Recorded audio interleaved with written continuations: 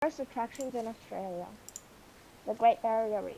The Great Barrier Reef is the world's largest coral system composed of over 2,900 individual reefs and 900 islands, stretching over 2,300 kilometers over an area of approximately 344,400 square kilometers. The reef is located in the Coral Sea off the coast of Queensland, Australia. The Great Barrier Reef can be seen from outer space and is the world's biggest single structure made by living organisms. This reef structure is composed of and built by billions of tiny organisms known as coral polyps. It has a wild diversity of life. A large part of the reef is protected by the Great Barrier Reef Marine Park, which helps limit the impact of human use, such as fishing and tourism. Continue. Scientists say that due to fishing and over-tourism, the Great Barrier Reef will die within 50 years. If we don't stop fishing and going there anytime soon, it actually is gonna end up like that picture. The 12 Apostles. The 12 Apostles were named that even though there were only ever 8.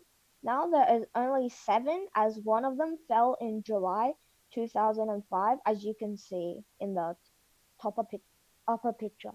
They were formed by erosion, which is when the harsh weather conditions soften the limestone to form shapes, and in this case, stacks.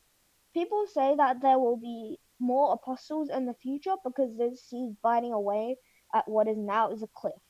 Unlike the Great Barrier Reef, there's not much we can do about it, and the ones that stand now will eventually fall. Uluru.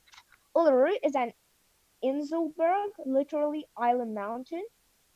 An Inselberg is a prominent isolated knob or hill that rises abruptly from and is surrounded by extensive and flat lowlands in a hot region. Most Aboriginal people tell us not to climb it because as it's dangerous and can get windy at the top, but people do it anyway. And the Sydney Opera House. Mention Sydney in Australia, and most people will think of the Sydney Opera House. Shaped like huge shells or billowing sails, this famous building on Sydney's Bennelong Point graces the list of UNESCO Heritage Sites and is one of the world's great architectural icons. Dawn Utzon won an international competition for its design, but withdrew from the project after technical and financial problems.